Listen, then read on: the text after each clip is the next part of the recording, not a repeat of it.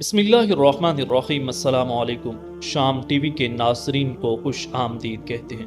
ناظرین، سفر کربلا کربلا جیسے موضوع پر اگرچہ تاریخ کی کتابیں واقعات سے لبریز ہیں اور اتنا کچھ لکھا جا چکا ہے کہ اس کا خلاصہ بیان کرنا بھی مشکل ہے، مگر پھر بھی تاریخ کی اوراق گردانی کرتے ہوئے ان واقعات کو تازہ کرنے کا مقصد صرف اور صرف خانوادہ رسول صلی اللہ علیہ وسلم کے ساتھ محبت کا اظہار کرنا ہے۔ ناظرین، اس کی ایک وجہ ہے کیونکہ آپ صلی اللہ علیہ وسلم نے دین اسلام ہم تک پہنچانے کے بدلے میں سوائے اہل بیت کی محبت کے اور کچھ بھی نہیں مانگا۔ ناظرین، ویڈیو کی ڈیٹیل میں جانے سے پہلے وہ ناظرین جنہوں نے ابھی تک شام ٹی وی کو سبسکرائب نہیں کیا، چینل کو سبسکرائب کریں اور ویڈیو کو لائک کر دیں۔ ناظرین، اس تذکرے کے ذریعہ شہادتوں میں اس عظیم شہادت کو عوام الناس کے ذہنوں میں اجاگر کر کے سنت حسینیہ کی ادائیگی کے ذریعے یزیدیت کو روکنے کے لیے تیار رہنا چاہیے۔ ناظرین، امام حسین نے 3 ذی الحجہ 60 ہجری کو یزیدیت کے خلاف مکہ المکرمہ سے اپنے سفر کا آغاز کیا۔ اس سفر میں 82 افراد کا قافلہ آپ کے ہمراہ تھا۔ بنیادی طور پر امام حسین نے کوفے کا ارادہ اس لیے کیا کیونکہ اہل کوفہ بالخصوص اہل عراق بالعموم یزید ملعون کے فسق و فجور پر مشتمل بادشاہ کے انکاری تھے۔ جب انہیں معلوم ہوا کہ امام حسین نے بھی نہ صرف یہ کہ یزیدیت کی بیعت سے انکار کیا بلکہ اس کی بادشاہت سے اختلاف کرتے ہوئے خروج بھی کر لیا ہے اور مکہ روانہ ہو گئی ہے، اس سے کوفیوں کے حوصلے اور بڑھ گئے۔ کوفیوں کے خروج کی ایک وجہ یہ بھی تھی، اس وقت والی کوفہ نعمان بن بشیر بڑے نرم دل انسان تھے۔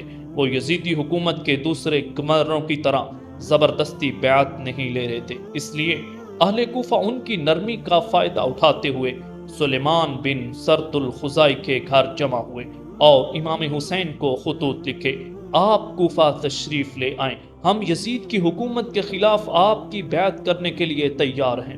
لہذا ناظرین، امام حسین رضی اللہ تعالیٰ عنہ مکہ سے کوفہ کے لیے روانہ ہوئے تو مکہ سے باہر حاکم مکہ عمر بن سعید کے لشکر کے سواروں نے آپ کو روکنے کی کوشش کی، مگر آپ آگے بڑھ گئے۔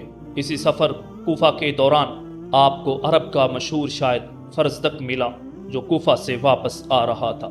امام علی مقام نے اس سے اہل کوفہ کا حال دریافت کیا۔ اس نے کہا، امام علی مقام، کوفہ والوں کے دل آپ کے ساتھ مگر تلواریں بنو امیہ کے ساتھ ہیں، قضائے آسمان سے نازل ہوتی ہیں، وہ جو چاہتا ہے کرتا ہے۔ آپ نے فرمایا، تو نے سچ کہا۔ گویا امام علی مقام کو تقدیر اپنے شاندار انجام کی طرف لے جا رہی تھی۔ امام طبری بیان کرتے ہیں کہ فرزق کے جواب میں آپ نے فرمایا، ہر بات اللہ کے دستے قدرت میں ہے، اگر اللہ تعالیٰ نے ہماری خواہش کے مطابق کیا تو اس کے شکر گزار ہوں گے، اور اگر قضائے الہی ہمارے مطلب کے خلاف ہوئی تو انسان کے لیے یہی کافی ہے کہ اس کی نیت میں خلوص اور دل میں پارسائی ہو۔ امام حسین رضی اللہ تعالیٰ عنہ کے اس قول سے ہمیں پتہ چلتا ہے آپ کا مقصد بادشاہت، جاہ و منصب اور مال و دولت کا حصول نہ تھا، بلکہ آپ اعلاء کلمت الحق کی سربلندی کے لیے نکلے تھے، اور اس عمل پر اخلاص اتنا تھا کہ ظاہری کامیابی ملے نہ ملے مگر پھر بھی کامیابی انہی کی تھی۔ تاریخ گواہ ہے کہ یزید امام حسین کے خلاف جنگ جیت کر بھی ہمیشہ کے لیے ہار گیا، اور امام علی مقام ظاہری طور پر جنگ ہار کر بھی ہمیشہ کے لیے جیت گئے۔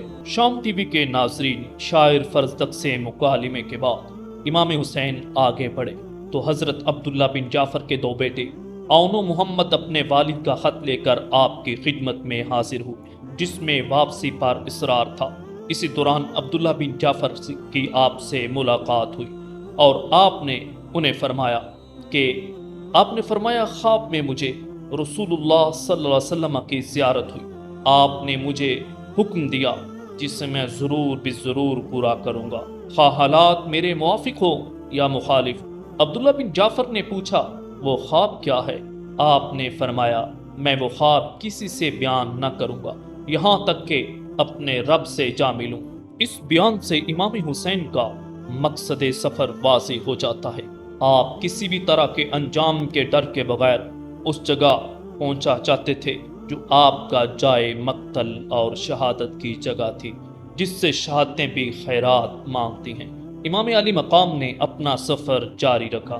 بطن رملہ میں آپ کی ملاقات عبداللہ بن مطیع سے ہوئی۔ انہوں نے امام حسین کو کوفہ جانے سے منع کیا اور اسی خدشے کا اظہار کیا کہ وہاں آپ کو شہید کر دیا جائے گا۔ آپ نے فرمایا، ہمیں وہی مصیبت پہنچ سکتی ہے جو اللہ تعالیٰ نے ہمارے لیے مقدر کی ہے۔ امام علی مقام کے ان فرامین سے یوں لگتا ہے کہ آپ اپنے مقصد اور مقدر میں بڑے واضح اور پر یقین تھے۔ مدینہ منورہ سے مکہ مکرمہ، پھر مکہ سے کوفہ کے سفر میں ہر کوئی آپ کو روک رہا تھا اور کوفہ نہ جانے کا مشورہ دے رہا تھا۔ کوفہ والوں کی بے وفائی اور آپ کی شہادت کا خدشہ ظاہر کر رہا تھا۔ ناظرین، مگر سب کے باوجود آپ پرعزم تھے۔ اس جذبہ، ہمت اور عزم و استقلال کے پیچھے ضرور کوئی بڑی طاقت تھی اور کوئی ایسا حکم تھا جس کی وجہ سے آپ جلدی میں تھے۔ رملہ کے بعد امام علی مقام کے قافلے کو پڑاؤ زرود کے مقام پر ہوا۔ وہاں ایک خیمہ نظر آیا۔ پوچھنے پر پتہ چلا کہ زہیر بن قیس جبل حج سے فارغ ہو کر کوفہ جا رہے۔ آپ نے اسے بلایا مگر اس نے ملنے سے انکار کر دیا، مگر اس کی بیوی نے طنز کرتے ہوئے سے یاد کرایا، تمہیں بلانے والے نواسہ رسول صلی اللہ علیہ وسلم ہیں اور تم انکاری ہو۔ یہ بات سنتے ہی زہیر کی دنیا کی کایا پلٹی اور فوراً امام حسین کے پاس پہنچا اور کچھ دیر بعد حشاش بشاش واپس لوٹا اور آتے ہی اپنا خیمہ اکھاڑ کر سارا سامان امام حسین کی قافلے کی طرف روانہ کر دیا اور بیوی کو طلاق دے کر اس کے بھائی کے پاس بھیج دیا اور ساتھیوں سے کہا، جو شہادت کا طلبگار ہے وہ میرے ساتھ رکے اور جو جانا چاہتا ہے وہ آخری ملاقات کر کے چلا جائے۔ سب نے حیران ہو کر پوچھا، آخر وجہ کیا ہے؟ اس نے کہا، میں اللہ نے ہمیں کامیابی دی تھی اور ایک وقت تھا مال غنیمت بھی ہاتھ آیا، ہم خوش تھے۔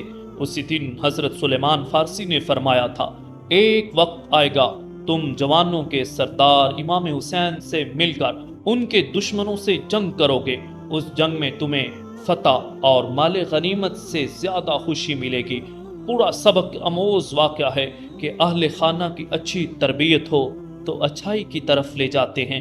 محبت رسول میں انسان اپنا سب کچھ بھی قربان کر دیتا ہے۔ شام ٹی وی کے ناظرین، آپ کو یہ ویڈیو کیسی لگی ہمیں کومنٹ میں اپنی آراء سے آگاہ کیجیے گا، اور جن دوستوں نے ابھی تک چینل کو سبسکرائب نہیں کیا چینل کو سبسکرائب کر لیں۔ السلام علیکم۔